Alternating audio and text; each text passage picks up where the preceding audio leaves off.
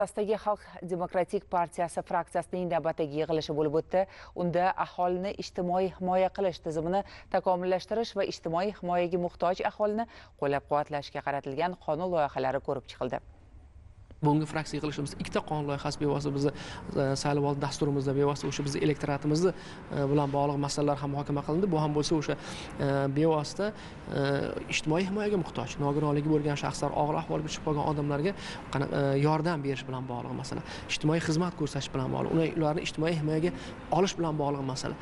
Buni haqqoniyligi, kafolatliligi, manziliga yetib borish bilan bog'liq qonun loyihasi muhokama qilindi. Ya'ni bu yerda murojaat qildimi yoki ijtimoiy xizmat xodimi tomonidan o'sha holat o'rgandimi, o'sha ijtimoiy xizmat ko'rsatadigan xodimga, fuqaroga haqiqiy ma'nodagi ahvoli qanaqa?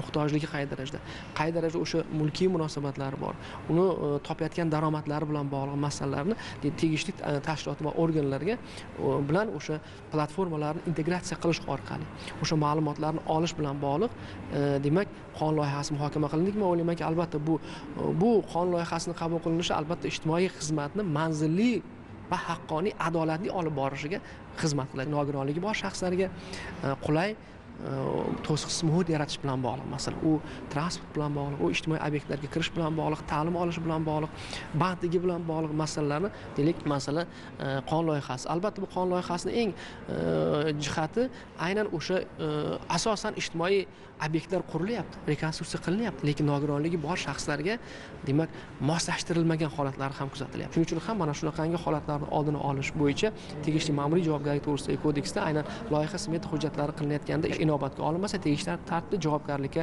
tortishga asos bo'ladigan qonun loyihasi muhokama qilindi va bu albatta bizning fraksiyamiz tomonidan qo'llab-quvvatlandi.